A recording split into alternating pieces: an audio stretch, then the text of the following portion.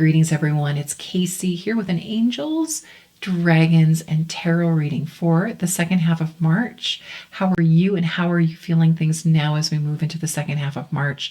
That lunar eclipse in Virgo was very powerful March 3rd. It felt very cleansing, purifying, but also really uplifting, as though there were some clouds of confusion that were being cleared over our third eyes, and it was allowing us to really connect to, but also to believe that we were making progress on our path of dreams. And now it feels like in the second half of March, we're really starting to see those results.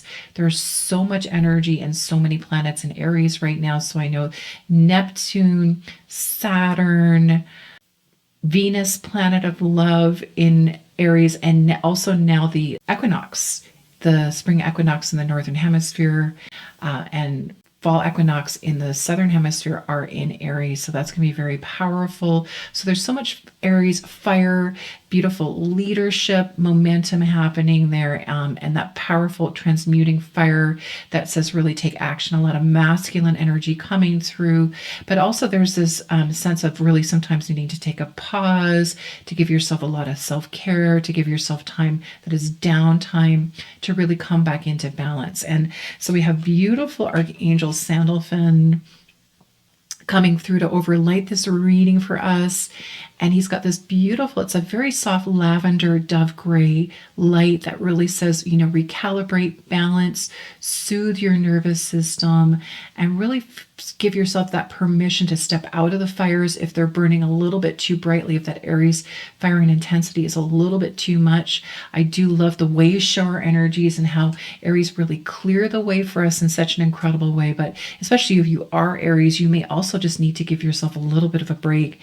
And Dusky Pink Dragon from Andromeda coming through really beautifully.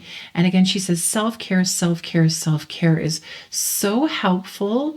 Even giving yourself little moments of self-care throughout the day can be really great. And taking the pressure off of yourself in a situation. So I'm just seeing she's inviting you to lift off any weights that you've been carrying, and any pressure you've been putting on yourself in terms of, you know, seeing the results from that action. She does say the results are coming through, but there's that period of time where when you take your laser focus off of a situation, that it actually allows for that to really manifest for you in a way that is really beneficial for yourself and for everyone. So let's pull some cards for us. Got the beautiful After Tarot deck. And what is it that we most need to know for the last 2 weeks of March? Take a look at what we've got here coming through for us. Oh my goodness, lots of cups coming through for us. So you can take a look here. We've got our overlighting energies, and then we have got the King of Cups, the Knight of Cups, and then the 10 of Cups. So again, really feeling the success energy coming through towards the very end of March. So it's like something that you've been waiting to happen does really manifest. There's a lot of the energy of this water coming through in a really way that says, you know, do spend time near water. The King of Cups is really master of his emotions. And so there's a message that the more that you can be in balance around anything that really draws on your emotions, I'm really drawn to this water that is flowing out. And so what I'm really hearing is let go of drains, let go of draining situations. We're also in a Mercury retrograde. So let go of those situations that have been causing confusion, and don't get stuck in overthinking. There's a situation where perhaps you've been avoiding addressing it, and avoiding being direct because of Mercury retrograde. And, you know, if you're like, you know, so many of us, I've included myself in this, but sometimes we take a big step back in Mercury retrograde and we say, you know, I'll wait to address or to kind of communicate around this situation. And the message is it's absolutely the opposite. So don't get stuck not doing anything in this situation, but instead the clearer that you can be, the more direct that you can be, and the more directly you can communicate your truth, the more beneficial the outcome for everyone. So there's this message that you may be hesitant to speak your truth, especially if there's someone else who has a different perspective. But the message is all perspectives are valuable, and So of course that means your perspective is valuable. So you putting yourself first by addressing and directing your feelings clearly, of course, in a kind and loving way, wherever possible, is really healing and beneficial for all. What I hear is that it's really the missing key. It's the missing perspective that allows everyone to find a solution together. So it really does bring through harmony. So what I hear is being direct brings through a very harmonious celebration and result. So if that resonates with you, let me know. But direct is best, is what I'm hearing. Especially I'm hearing if you're an earth sign. So how have you been putting pressure on yourself and also been avoiding a situation? If you know that you're naturally avoidant, it is time to summon up your courage and to take a step forward and to be direct. And that message is the more awkward it feels, the less you feel like doing it, the more positive the outcome.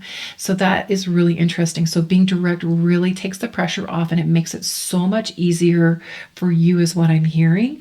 Also really feeling like that beautiful fire energy that is really the Aries. So if you're a fire sign, so if you're Aries, if you're Leo, if you're Sagittarius, do give yourself a little bit of a break too. So be direct, of course, but then also give yourself time to self-care, to really look after yourself, to also celebrate. Sometimes, if you're very serious in your pursuits, sometimes I find this with Aries, sometimes with Taurus as well. I'm a Taurus.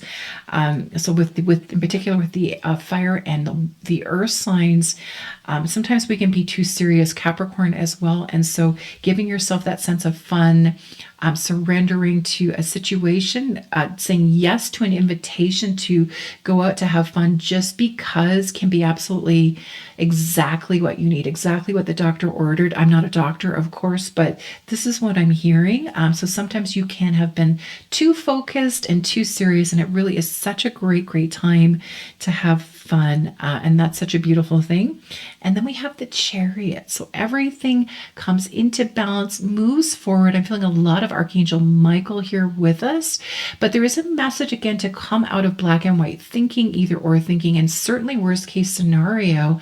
So I feel like if you're a water sign, you may have gotten really sucked into the emotionality of a situation and been really hard on yourself.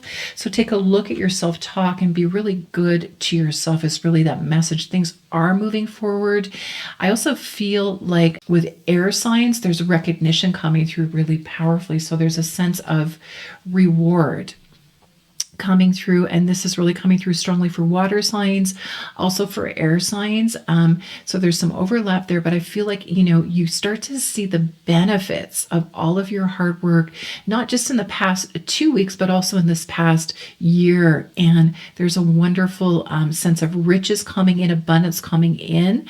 And it comes through more powerfully if you give yourself that time to celebrate, to also celebrate the small wins is what I'm hearing is a really powerful thing.